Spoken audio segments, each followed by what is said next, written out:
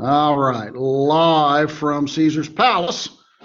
Here we are. Okay, so yeah, with the mythology, it's of course it's important to understand the Greek mythology and the Roman mythology, as we will see, because it's helping to understand the Greek worldview, and we'll get into that, and we'll get into some of their a little bit of analysis of some of their values that you kind of got your feet wet with on the discussion board posting. For those of the 10 of you who have done that, we'll go more into detail on that, and I think you'll because it's important to understand what these people valued, the standard that they set for themselves as to what was heroic and what was good and just and what was bad.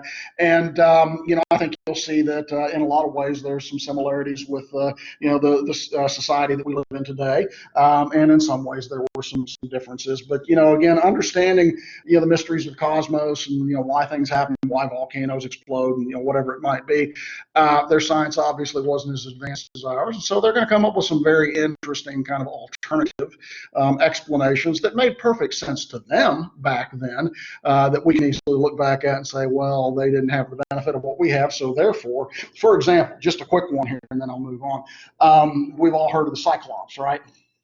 Right? The big one-eyed giant. Right? I watched a really fascinating documentary several years ago, and I've not been able to find it since. I really wish I could, but it was I think it was called Myths and Monsters or something like that, and it was showed on the History Channel when the History Channel actually used to show history. And they were going through looking at griffins and cyclopses and all of these supposedly fantastical beasts that the Greeks wrote about, and they believe that, or at least they kind of have pieced together kind of the train of thought that says that it is probably most likely that the ancient Greeks found woolly mammoth dinosaur bones. And well, what would a woolly mammoth have coming out of the front of its face? Well, yeah, that too, but a trunk, right? And so if the trunk is gone, you've got a head and you've got a hole right there. And and of course, most likely they found an incomplete set of bones. Most likely they're saying like maybe one or two legs, and then kind of like what they thought was a torso or a head, and then that head had a hole right in front of it. And they seem to speculate that that might be the inspiration for this monster that we call Cyclops. And so I mean, it went through a lot of those creatures, and it was some pretty interesting stuff. I actually used to have the documentary, but it was on, well, VCR, and VCR went the way of the dodo bird. And so anyway, I'll keep looking, see if I can find it. Okay, anyway, we were talking about the Minoans and how they possibly could have been the inspiration for Atlantis. Or maybe not. I mean, we just don't know. But we do know that Minoan civilization suffered a catastrophe because, well, that volcano to the north became very angry and spewed 10 feet of volcanic ash on the island Crete, and that is kind of tough to come back from. They did dig out, but as we've seen so often, and we will continue to see, when you have a society or culture, an empire, whatever it is, that is strong and that they're the top of their game, they can easily fight away the invaders like swatting away flies. But it's not until you see the real chinks in the armor begin to appear, whether it's food shortages or whatever it might be, or 10 feet of volcanic ash being dumped on your empire, that you become too weak to fight off the people that you had formerly dealt with very easily. And remember, again, throughout most of their history, as I said last time, these people were secure. I mean, they didn't even really have a standing military and a standing navy because they just didn't need it. But now, and where is it that the barbarians always come from? The north, yeah. Up north on the mainland, well, the barbarians are gathering, and these barbarians they are under the control of a group called the Mycenaeans. They're called the Mycenaeans after their leading city-state, Mycenae. In the fullness of time, not quite yet. We're still a couple of years down the road from that. But the most famous Mycenaean of them all, of course, will be a king named Agamemnon. And we get to him, he's the guy who wanted Troy. But for now, Agamemnon, he's a little further off, a little ways away. And these Mycenaeans are in the process of conquering the Greek mainland, and in fact have pretty much consolidated their power in the Greek mainland. And this is when they start to go into the Cycladic Islands, and then the biggest one of them all down to Crete, and about 1400 BC or so, we are told, is when they finally come down and conquer Mycenaean Crete. And that's pretty much the end of Minoan civilization.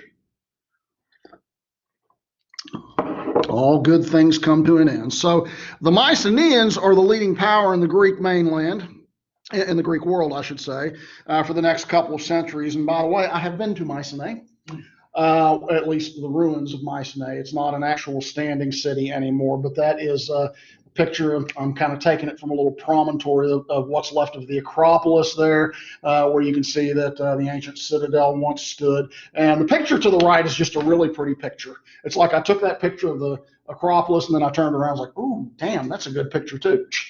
And so, with mountains and I've said it in here before, Athens is kind of a filthy city. It's a kind of a cesspool, but my God, you get out into the countryside in Greece and it is just stunning, just absolutely beautiful, with the mountains and the groves of olive trees on the hillside and all of that. So if you ever get a chance, you really need to go to Greece. And oh, by the way, really good food too. I'm just saying. So anyway, at the Acropolis at Mycenae, at Mycenae itself, you can go see the famous Lion's Gate. You see that guy standing there. I couldn't get him out of the way, so he photobombed me, and he didn't understand English, so he has now immortalized my PowerPoints, at least until I retire. He didn't understand subtle hints like, dude, get out of the way, move. That's what you deal with. And then to the right, they believe that beehive tomb is where Agamemnon's body once was. Yes, he was a real king, most likely. The body, of course, was probably carried off by scavengers long ago, or tomb robbers, or whatever it might be. But you can go there, and you can go see the Acropolis, and you can go see the tomb, and then of course you can see the famed Lion's Gate. That's the inspiration, by the way, for Lion's Gate films. Make a lot of movies. Question? Did they have to excavate this, or was this still uncovered? Yeah, the question was, did they have to excavate it, or was it uncovered? And to my understanding, some of it was uncovered, like the Acropolis, at least parts of it. But yes, it's an ongoing excavation site, as most all of these places are. I showed you Akrotiri last time, and they've been digging at Akrotiri since the late 70s, and they probably will not be done digging anytime soon. Same thing with Pompeii, and Pompeii's gigantic. I mean, they are just basically what it is particularly these poorer countries today, like Greece and Italy. And I mean, they have so many antiquities, they don't have enough money. They've just got them everywhere. Everywhere you dig in Italy, they can't expand the subway system in Rome, because every time they put a shovel in the ground, they find something, and so they don't have enough money. And so what they do is they turn them into UN heritage sites. And the UN, it's whenever the UN comes up with money, the digging can recommence. And so that's kind of what they're working with. These, if you ever decide you want to become an archaeologist, there can be some absolutely thrilling moments, but you're going to spend a whole lot of your time going around from place to place begging for money. Okay. I actually have attended seminars from archaeologists, a couple up at ASU, where they were on a dig in Greece, and they were like, we're so close, but we just need $5 million more. And it's like, well, don't look at me, bud. But that's what they do. Brilliant work. To me, it would be a very enriching, fascinating job. But it's just the money is just never endless, and the artifacts are endless.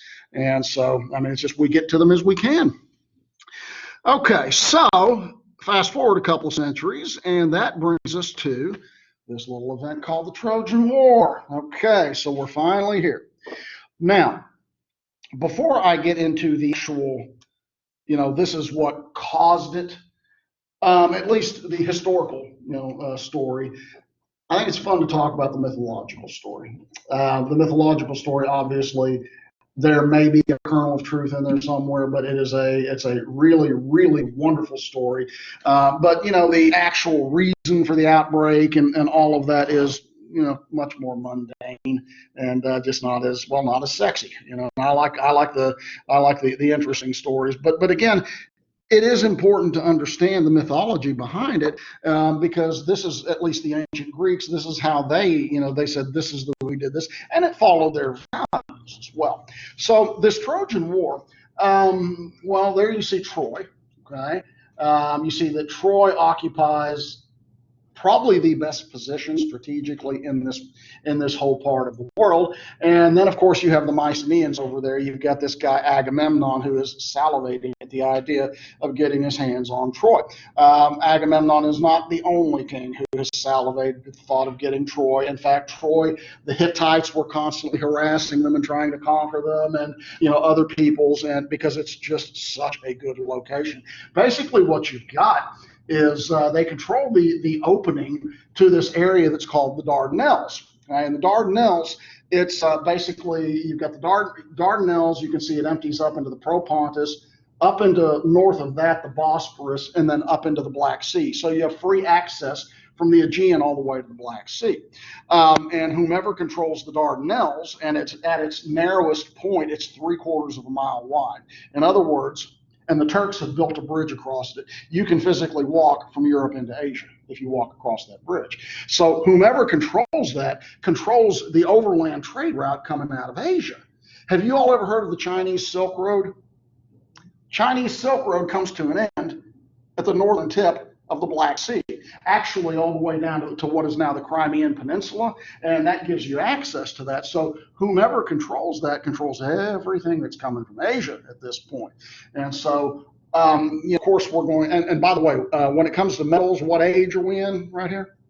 This is the Bronze Age. Yeah, the Trojans had a monopoly on bronze, okay? And that's what everybody's salivating. So I kind of did it in reverse. I told you the real story first. The real story was about the Greeks, Agamemnon specifically, wanting to get a monopoly on the bronze trade because the Trojans had it, and he wanted it. But the mythology of the story is this. The cause of the Trojan War is all about the judgment of Paris. Paris did not know this at the time, was a prince of Troy, according to the mythology. It had been prophesied at his birth that Paris would basically be the undoing and be the cause of the fall of Troy. And so his father, King Priam, otherwise a very good man, decided that he was going to kill Paris. But at the last minute, we're told, according to the story, the mom, the queen, Hecuba, I think her name is. The queen intervened and said, no, don't kill him. Let's just abandon him in the wilderness, which at any other time would probably kill an infant, but we're supposedly told that he was rescued by a shepherd. And so at this point, Paris just thinks he's a shepherd, nothing more than a shepherd. I will point out that he, by this time, had grown into quite a dashing young man with a very, very high libido. Okay, he liked the ladies.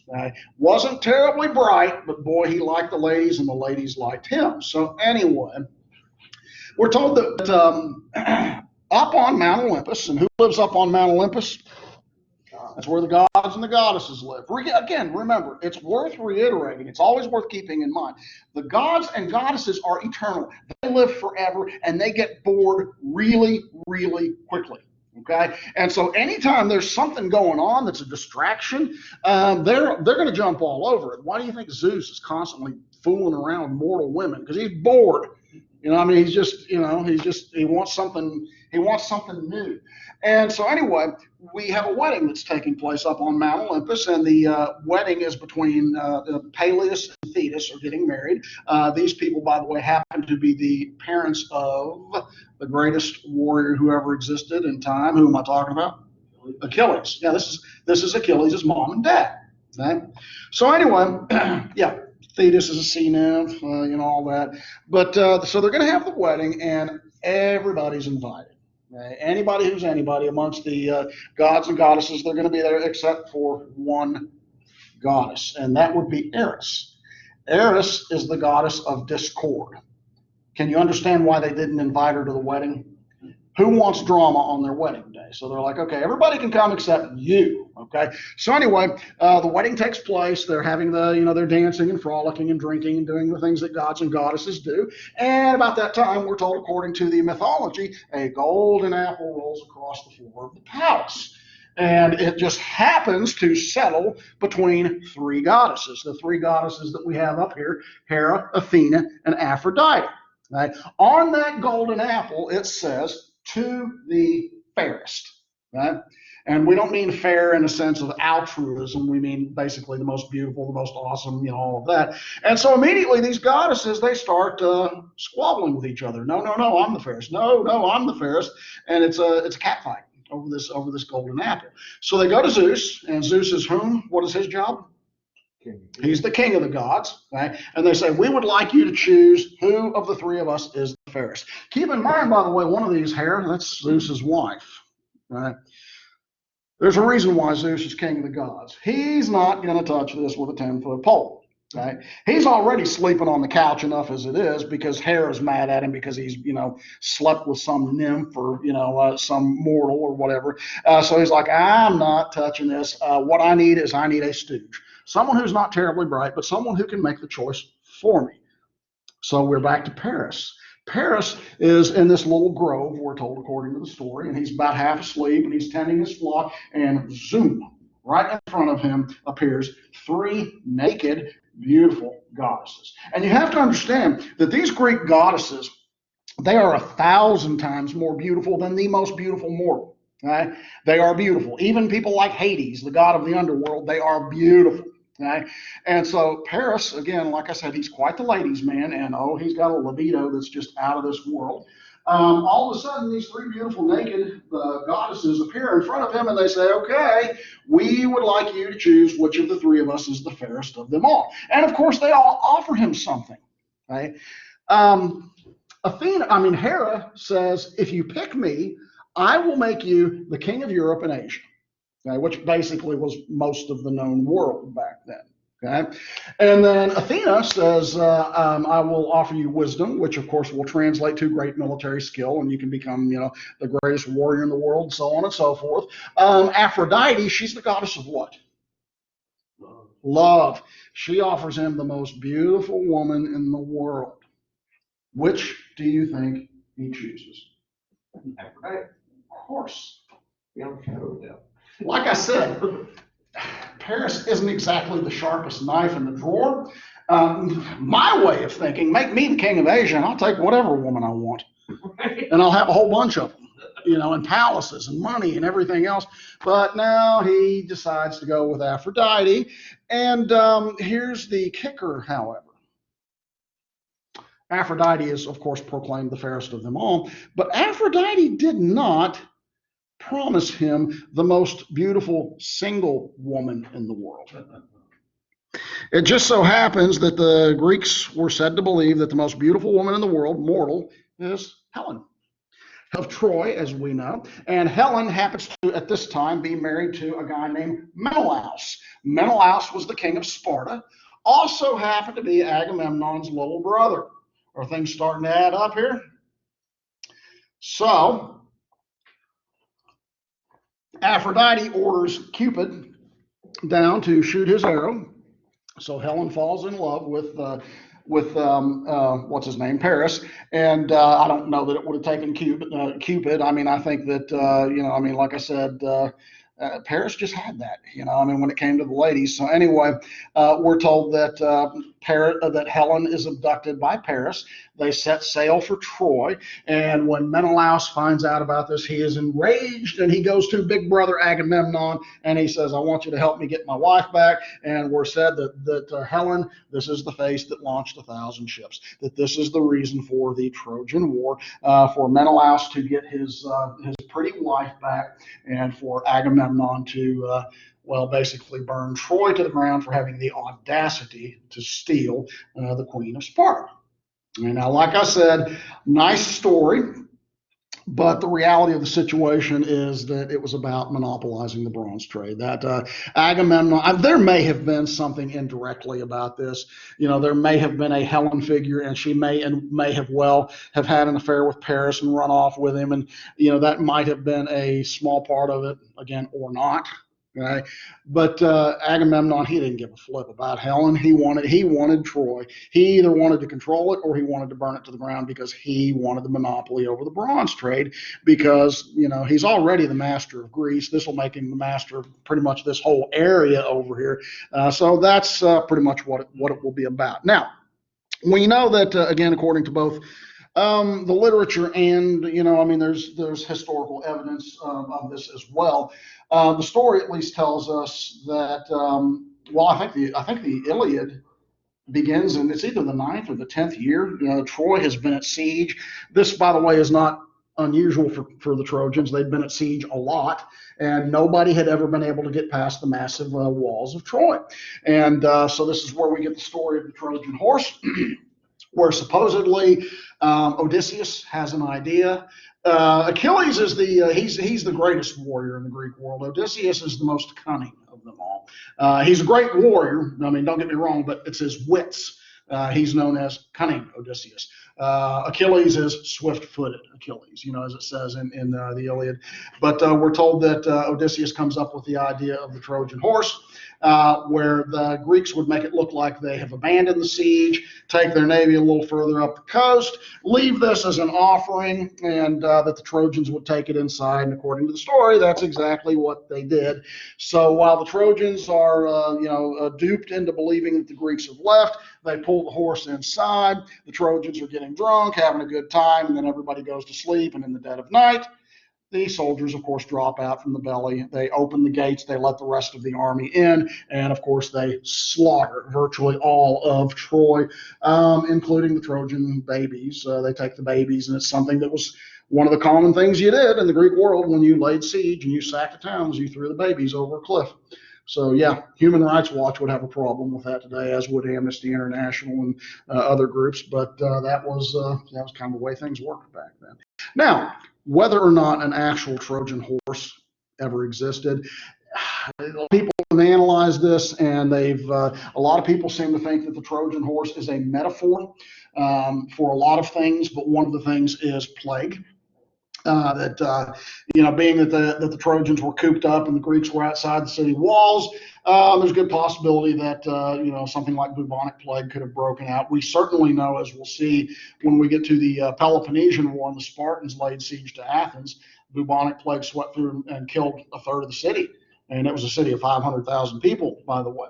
So, it could have been that, or again, it could have been an actual, model, gigantic model of a horse. We'll just never know, because again, we just don't know how much where the line crosses between literature, reality, and fiction, and reality and things like that. I think I think these stories are based on some aspect of truth, but again, I think it's probably just a kind of, you go back far enough, it's just kind of a kernel, a nugget of truth there, and the literary embellishment, probably takes it to a place where it probably was very different. But we will not know. We do know that there was a Trojan War. Okay, we do know that there was a city called Troy because we found it. And if you go to Turkey, you can tour it, or the ruins of it. And we also know that there are as many as 13 to 14 layers of Troy built on top of each other. So in other words, this particular siege we're talking about here is one of only 13 or 14 actual sieges that took place. Troy was besieged and burned down and rebuilt many, many times, but it was such a great place. Because again, you can control the Dardanelles there in the Black Sea, that they kept rebuilding, and they kept getting besieged and kept getting attacked. And so anyway, yeah, it's the ruins of it are still there. It's about you go to Istanbul, and it's about a 3-hour tour, 3-hour drive, and you spend the day there, and then you drive back to Istanbul, or you catch your shuttle back. So anyway, after the fall of Troy, and that's, like I said, going to also eventually link us to the Romans, because then we get into the story of Aeneas, the legendary founder of Rome, but we'll get there when we get to Rome. One of the things that I did mention, and how this ties in here, is that is that y'all, I left my phone, so keep me. That clock is kind of slow, but somebody, just kind of keep me. When we get to about 10 after 1 or so, somebody give me a signal. Oh, is it? Sure is. Okay.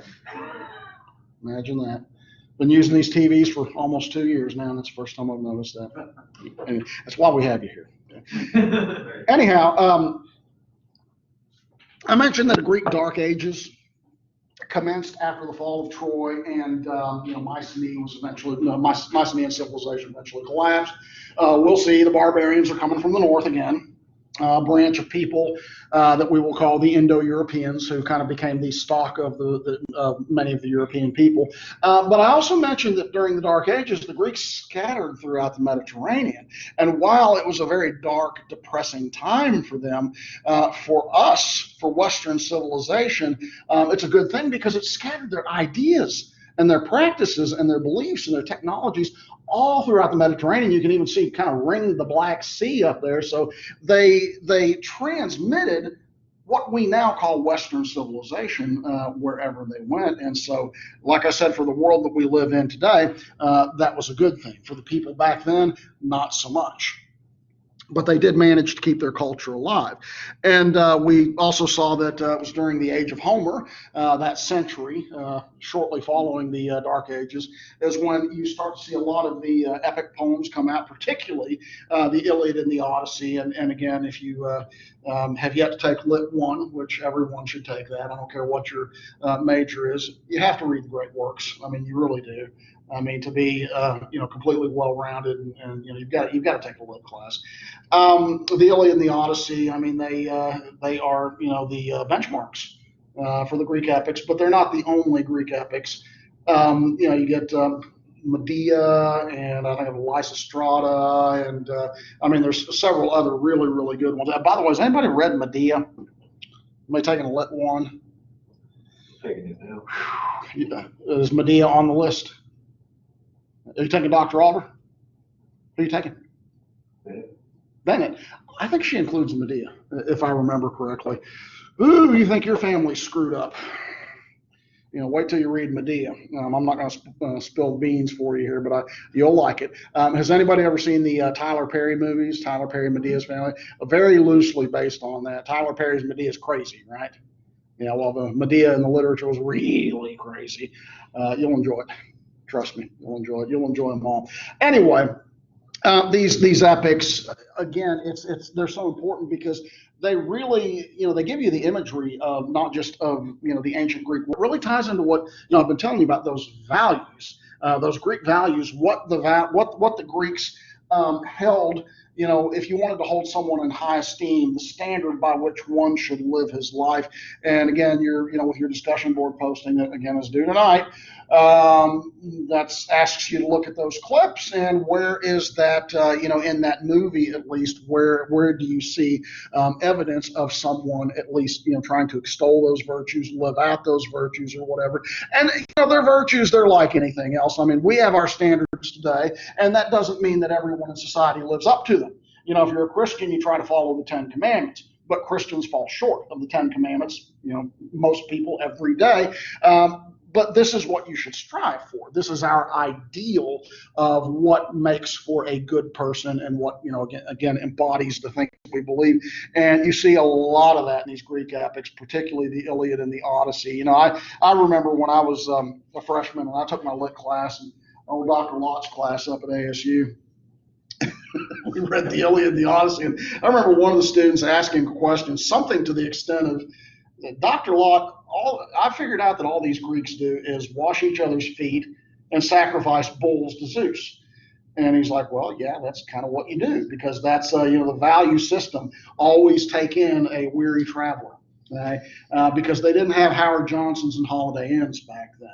Okay, and people were constantly traveling, and so it was just expected that, when I'm on the road, I can just go into someone's house and ask them to feed me and ask them to give me a bed and ask them to wash my feet. And, when they're on the road next time, if somebody comes to my door, I would do the same thing. I mean, could you imagine if you went home today and some stranger was laying on your couch, watching your TV, eating your, doodads or, snacks or whatever, and say, yeah, I'm going to be here for a few days. And oh, by the way, wash my feet for me.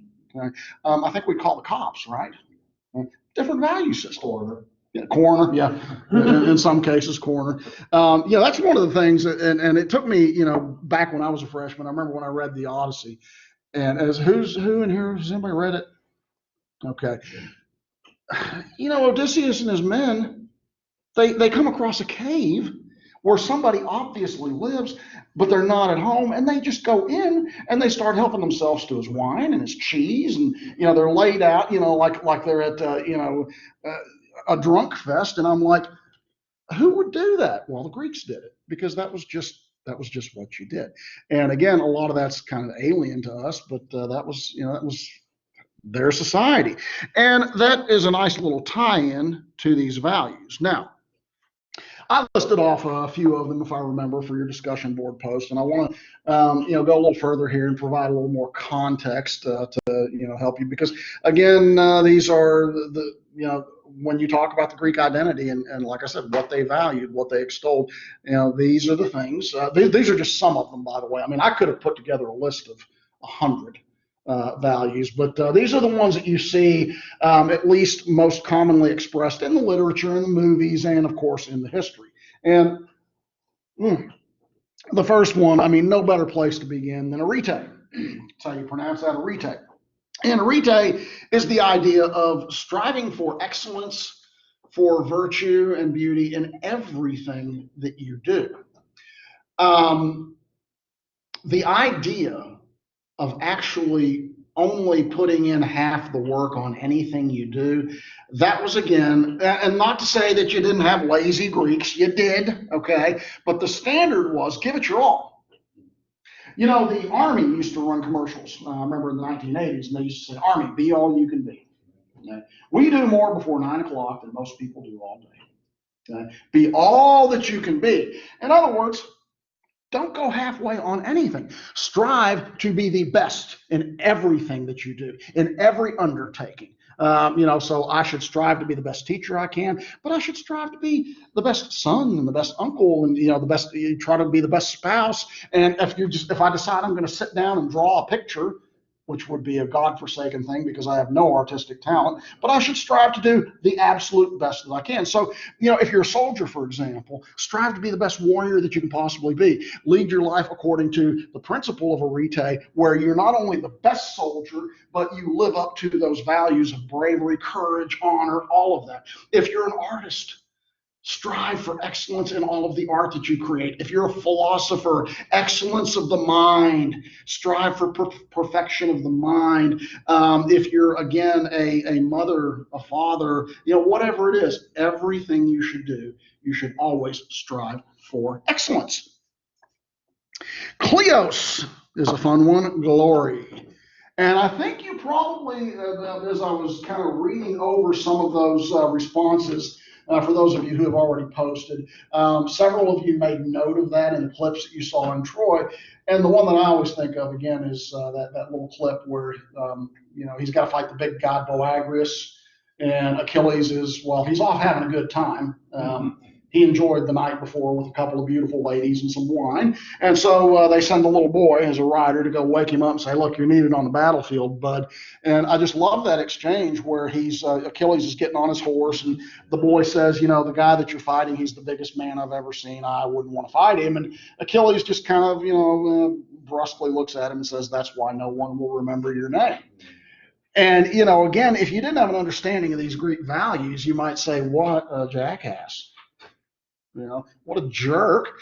But you always have to hold the standard, even for a 10-year-old kid or however old that kid was, some little scrawny kid, because one day that kid will grow up to be a man. And do you want that man to be a weakling? Do you want that man to go halfway on anything? Of course not. Glory is the truest form of immortality that the Greeks had.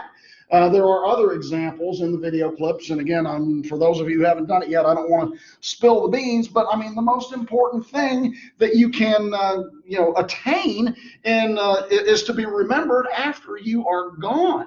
One of the greatest compliments that you could pay to another Greek was, "I will remember your name because of what you have done. I will tell other people about you and what you've done."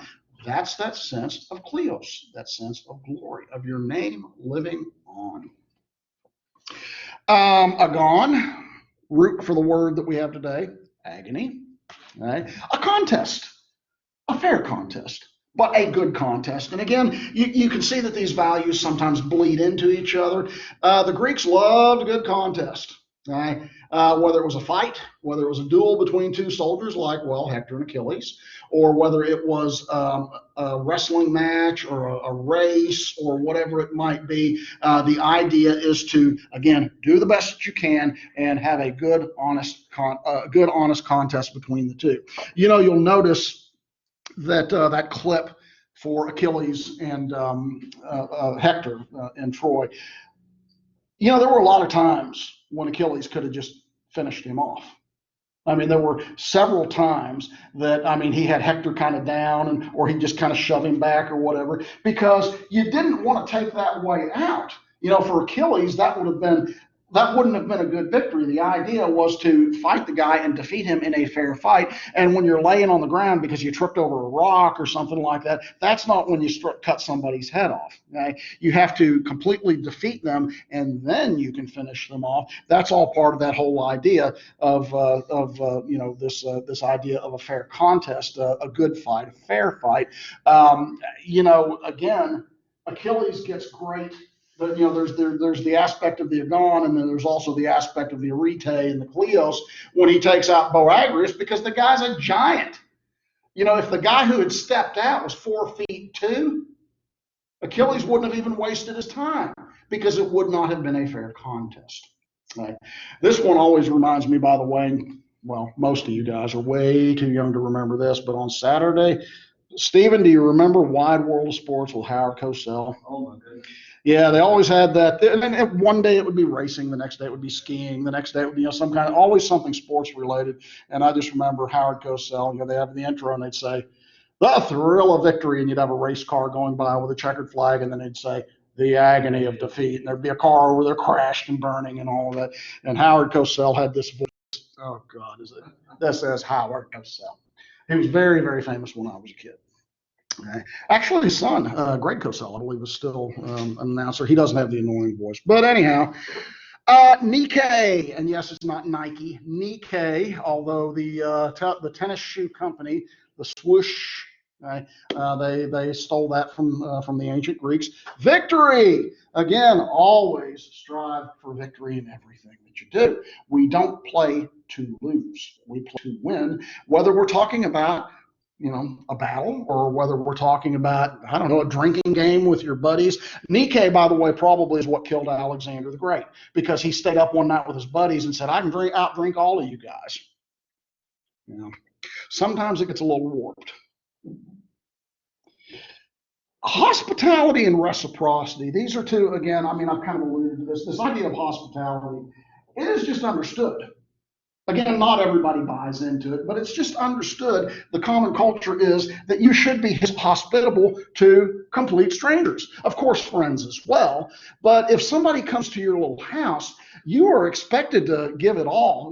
Put out the spread for them. And again, give them your bed if necessary, and you'll sleep on the floor, and for however long they need it. In other words, some, scab-covered beggar could come in, and he is a treasured guest when he's in your house, and you have the right to expect the same thing if you are ever in need of hospitality. And then the reciprocity: I do something for you, you do something for me. That, of course, that was important to all levels of Greek life. So, like I said, these are just a handful of them, but it does really tell us a lot about who the Greeks were, how they thought of themselves, how they saw the world, and so on and so forth.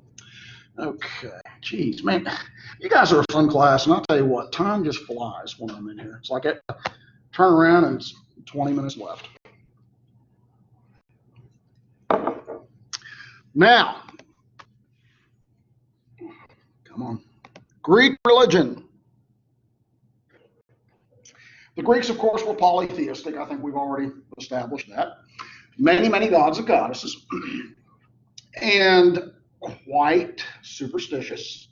Remember, like anywhere else at this time, keeping the gods and goddesses happy is job number one. And that's why, even in the Greek world, although the structure of their religion and the nature of their religion is a little bit different, nevertheless, the priests and priestesses still had a very important role. A lot of your Greek nobles were priests, and so again, they're the ones who understand what the gods and goddesses are thinking and the things that we have to do to keep them happy and to keep them off our backs. And that's one of the reasons why. That's what my professor told me a long time ago, or told the class a long time ago, that the guy said, well, why are they always sacrificing bulls to Zeus? Well, that's how the gods and goddesses are nourished, by our sacrifices. But the most important thing for the gods and the goddesses is to be needed. And if mortals like Odysseus looking at Poseidon saying, I don't need you, I'm bigger than you. Poseidon made for a very rough ride for Odysseus on the way back home, because he's the god of sea. And, well, Odysseus was trying to get home by sea. Not terribly bright. So you really want to be able to curry favor with the gods and the goddesses, but they're constantly competing with each other. And, when you had an event like the Trojan War, half of Olympus sided with the Greeks, the other half sided with the Trojans, and they're both sides are intervening, and they're trying to, help out here, cause a little trouble here. And so it's just an absolute mess. But that's the nature of the religion. But again, that's not going to stop mortals from trying to at least get an edge, trying to figure out, get whatever advantage they can. And a big part of this whole thing, now, the most famous oracle in the ancient world was the Oracle of Delphi. Delphi, it's just north of Athens. Today, it's about a 2-hour drive to the north of Athens. Beautiful, beautiful country. You go through an area that's called Pythia, which is where we get the word python. Because it was believed to be, kind of snake, serpentine shaped. But these gods and goddesses who live up at Mount Olympus, the only way that you can kind of like filter through and get an idea of what they want or what will please them or what will make them angry is by way of these intermediaries that are called oracles. And they're typically depicted as a young woman like what you see here. And by the way, there is historical precedence for what you see here. You see a young woman. A lot of times in the movies, they'll have them like as these hags. That's not accurate. But a young woman sitting on a stool, and she's sitting above a fissure, and you see gas coming up, sulfuric gas. Again, there are sulfuric gas pockets to this day all over that part of Greece. And if you inhale it long enough, you're probably going to see a few things. So anyway, they had oracles all over the Greek world and later all over the Roman world, but the Oracle at Delphi, like I said, that was the big one. That was reserved for heads of state, rock stars, people like that. So your average person would never be able to make a donation large enough that would be acceptable to the Oracle at Delphi. But anyway, you would go there and you would make the donation, and then of course the priestess would do her thing. She would inhale these sulfuric gases. She would have her visions. She would start babbling, and then she would try to interpret it. And of course, she'd bring out the little cup with the little bones and the things and roll it around like she's playing Yahtzee, and be able to look at that and read it and tell the signs, and this is what you need to do, or this is what you need to avoid doing. We're told that Agamemnon, when he decided that he was going to invade Troy, that he made a trip to the Oracle of Delphi, and the Oracle there told him that the only way you will ever get sufficient wind to get your fleet to Troy is to sacrifice your daughter. Right? So he cut the throat of his about 16 or 17-year-old daughter. He got the nice gust of wind and got that whole fleet to Troy, which by the way didn't make his wife terribly happy. That story, read Agamemnon and you'll find out that story. But anyway, so this, these were the people who had the visions, interpreted the symbols, and advised, the great and the powerful, this is what you need to do. So, I mean, it was just, if you were anyone of consequence and you were getting ready to do something great, it was just the thing to do to consult the oracle if you had the means. And if you, again, were just a common person like us, well, we could find an oracle somewhere, but it wouldn't be the oracle at Delphi. I've actually been to Delphi a handful of times, and it's beautiful. It's an interesting story because there's me with my legs, by the way, up the mountains there. That's the temple of Apollo there to the side. And the fun thing about the story at Delphi, the Greeks believed it was the center of the world. Okay? And the reason why it was the oracle of all oracles, why it was the most sacred place in the Greek world, was because well, the story goes all the way back to Zeus. And shortly, I believe the Battle of Titans, where the gods defeated the Titans, and that goes way, way, way back in Greek prehistory.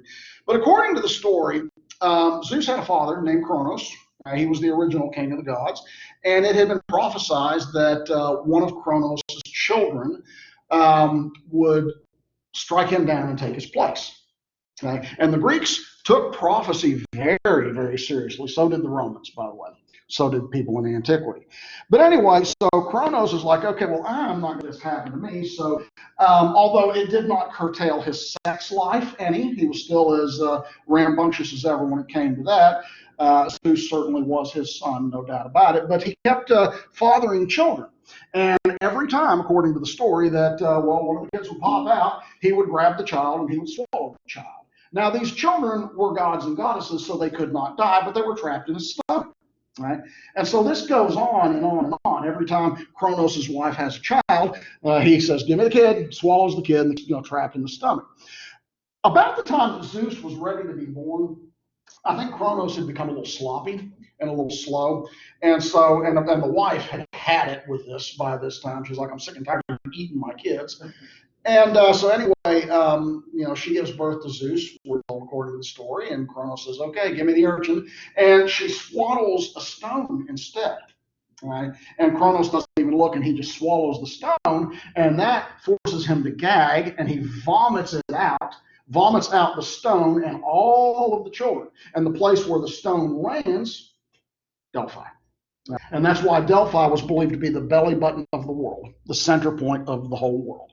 And then eventually Zeus did replace his father, and he became the king of the gods. And so, you can get that story if you ever get to go on a tour. It's really, really, really beautiful. It's a fun day.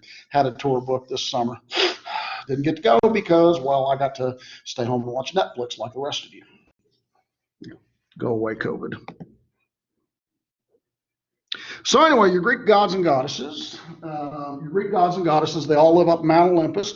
And I'm just going to take you, a quick run through some of the more prominent ones, certainly not all of them. And also some interesting individuals, mythological figures, that some of them weren't necessarily gods and goddesses, but they have an interesting story that is fun to tell.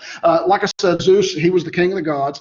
Again, these gods and goddesses, they were anthropomorphized, or that means they had human-like characteristics. They did not have multiple appendages. Am I getting a question here? I've been taught something different. Well, there are several different variations of the mythology. Okay, and you will see several different variations of the mythology. I got that one straight from the horse's mouth from the expert at the museum at the Oracle of Delphi. But you will come across differences, and that's okay. In fact, as you'll see, we get to some of these other characters here that, yeah. Well, I said he eventually took over for his father. Okay. Anyway, I think it's semantics, but yeah, you're gonna see different variations of it, and that's okay. Like I said, these gods and goddesses, they were anthropomorphized. They looked just like us. This was not a case like the Hindus where each god had 6 arms and 3 heads and 4 legs or whatever. They had 2 arms, 2 legs, 1 head. And so looked just like us, except they were giants. And they were, as I said earlier, far more beautiful, 1,000 times more beautiful than even the most beautiful mortal. And they had all of the emotions that we had. They had the hate, the rage, the jealousy, the love, the anger. They were constantly stabbing each other in the back, and constantly playing around with each other, and just again, you live forever, and that's kind of what you do because you run out of fun stuff to do, and so you start, well, plotting and deceiving and all of that. So Zeus was the guy who was kind of put in charge to kind of oversee all of this, and well, yeah, that wasn't always the easiest thing. And by the way, he had a sky high libido too. You see in the Greek world that you're going to have a lot of people who are called demigods, half god, half mortal. A lot of that is Zeus's fault because he decided to, appear in the bedchamber of a beautiful mortal woman, and he would sleep with her, and then and she's like, "You're leaving me?" He's like, "Yes, I'm Zeus. I'm out of here." And she's like, "Oh, I feel so betrayed," because that's what Zeus does. But another one of the more important gods, Apollo. He's a fun one. He's the god of sun, truth, archery, music. A lot of soldiers. A lot of soldiers paid homage to Apollo, and you of course had temples to all these gods and goddesses throughout the Greek world. But with Apollo, probably second only to Zeus. And Apollo, it was believed, according to the Greeks, that he's the reason why the sun rises and the sun sets, because every single day his job is to ride his fiery sky chariot across the sky, kind of like in a circular motion. So when he's ascending, that is the sun rising, and when he's descending, that is the sun setting. And again, it's the Greeks trying to understand how things happen. Things that, that big fiery ball up in the sky, what's causing all that. Well, to them, Apollo riding his chariot across the sky made as much sense as anything that we have today. Aphrodite, again, goddess of love and beauty. Actually, that's the birth of Venus. Remember, the Romans are going to take Greek gods and goddesses, are just going to give them Latin names, and that's Botticelli's birth of Venus, the famous painting that is in the Uffizi gallery in Florence, Renaissance era painting by Botticelli. Beautiful painting, beautiful painting. Poseidon, the god of the sea. That's a statue of him that's that picture that I took at the Museum of the Oracle at Delphi. And like I said, I mentioned Odysseus a minute ago. You might, if you're trying to get home by water, it might be a good idea to stay on the good side of the god of the sea. If you ever get a chance to read the Odyssey, I mentioned the Cyclops Polyphemus, the one-eyed giant. And when they, gouged out his eye so he wouldn't eat them, they found out that happened to be one of Poseidon's children. And so, on top of everything else, Poseidon was like, "Okay, buddy, you're never getting home. You are never getting home." He eventually did, but you want to stay on the good side of the god of the sea. And, these gods can be wrathful. They can be vengeful. Aeolus, he was kind of a lesser god. He's kind of one of my favorites. He was the keeper of the divine winds, okay? And in the story, the Odyssey, we're told that he felt sorry for Odysseus. He understood his plight. He thought Poseidon was being just probably a little too heavy-handed. So he said, "Okay, bud, I'm going to help you out here." And he gave him a bag of wind. Okay? And he said, "Don't open this just yet. Give it a while." And so we're told they set sail, and Odysseus fell asleep, and his crew began arguing amongst themselves. They wanted to open the bag because they thought it was full of gold, and even though they were expressly told not to. And they eventually opened it out, and it blew Odysseus and his crew way off course and made it that much longer. And so that one ended up backfiring. We have Ares, the god of war. Every culture, every polytheistic culture that I've ever seen has a god of war. And, war is his business, and business is good because the Greeks were constantly fighting either each other or someone else. And so because it's such a prominent part of your life, that is, something that of course, it makes sense to have a deity to oversee that as well. Athena, the goddess of wisdom.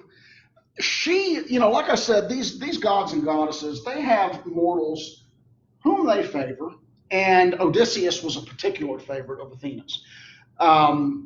Odysseus would be in, a conundrum, and, he's got a problem that he just can't seem to figure out. He's sitting there trying to reason through it, and then zoom, Athena shows up, and she says, "My cunning Odysseus, And he, how are things going? And he explains to her, I've got this problem I can't quite figure out. And she, of course, speaks to him in a riddle. These gods and goddesses never come out and say, this is exactly what you need to do. Here's a puzzle, figure it out. When you figure it out, you will find what you seek. And so she speaks to him these words of wisdom, and he sits there and thinks about it, and then eventually figures it out, turns around to say, thank you, I appreciate you, but she's already gone, because that's how the gods and goddesses work. So yeah, she is typically portrayed as one of the nicer goddesses, not necessarily always as vengeful. She is seemingly at least interested in helping them. Hermes, we did not have FedEx, okay, back then.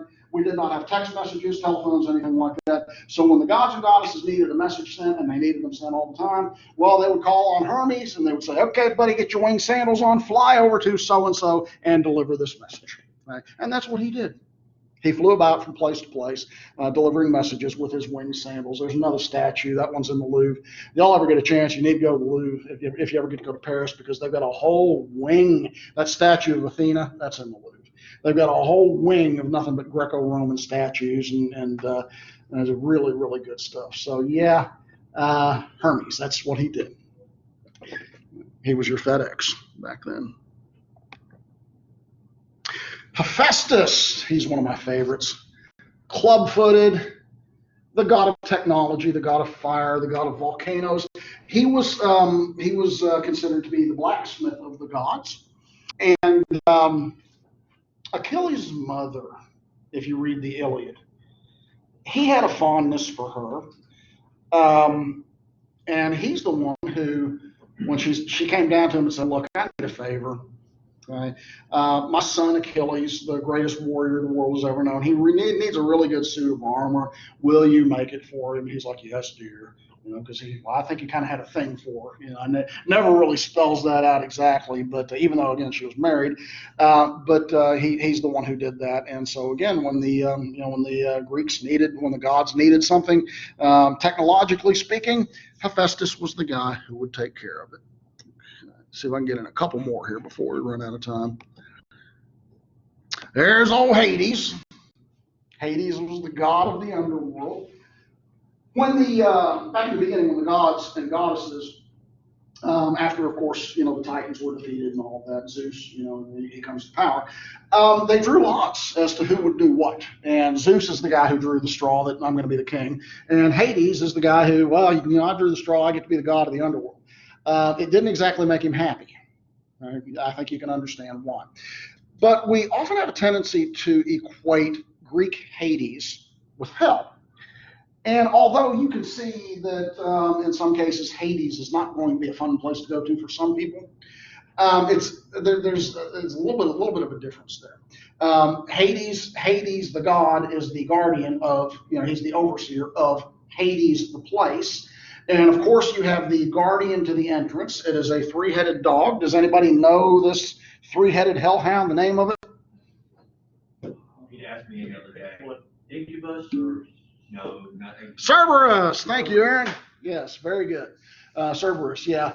Again, depicted in many different ways, but typically, sometimes it's fire breathing, sometimes it's just like a three-headed mongrel who's really, really mean. But that goes into, we were talking about Stephen Joseph Campbell, the guardian to the entrance of anything, whether it's a garden or an adventure or whatever. You always have some sort of guardian figure, and that's what Cerberus was. He was the guardian figure. And the other thing is, and this is something that is going to be really significant, and you see it throughout the literature, is that the Greeks were very serious about their burial rituals. Right? When someone died, there was a protocol, there was a step, a process that had to be followed to the letter. Otherwise, you're not going to get to go to Hades, and you're just going to be stuck. And, I guess in the Christian world, we would call it limbo today. But this process, and again, you see it spelled out in great detail in the great Greek epics, and certainly in the Iliad and the Odyssey, is that, it's important to wash the body. It's important to say the right prayers. It's important to put a coin over each eye for someone we'll see here in just a minute. And then, of course, to burn the body and return it to the earth. And if this happens, as it usually did, that's good. because then you can go on to the next phase and you can go down to Hades and you can figure out what's going to happen next. But for those who do not receive the proper burial, they're going to be stuck in limbo. And it doesn't matter if somebody 500 years after your death comes along and they stumble across your bones, if they arrange the bones properly, say the prayers, do everything they need to be, then that soul is no longer a trapped soul. That soul is no longer an unburied soul. It was so significant for the Greeks because, like I said, when you get down here, well, I say down, that's not right, actually. We think of, heaven, earth, hell. That's kind of the conception that most people have today. That wasn't how it was for the Greeks. It was like, as we saw, you had the big landmass, you had the big water, Oceanus out, and then Hades was somewhere out, way out here, where no mortal had ever been, or at least without the assistance of the gods. And so it's, actually, horizontal as opposed to, that would be horizontal, right? Mhm. Yeah. Yeah. Okay. Yeah. Vertical, horizontal. Yeah. I get those two mixed up. Anyway, yeah. See there, you see the edge of Oceanus, and there you see Hades. And this is where the Greeks believe that when you died, this is where everybody went. So it was a physical place, it was a real. It was believed to be geographic somewhere out there? Yes, it was believed to be a physical place that no mortal could ever reach until they die. Yeah. And then when you die, everybody is going to go to Hades, and that's where you're going to be judged. Unfortunately, I am over time, so I'm going to have to save the rest of that for next time. Okay. Like I said, don't forget the discussion board posting and get cracking on that journal. And I hope you guys have a wonderful day. Stay out of trouble.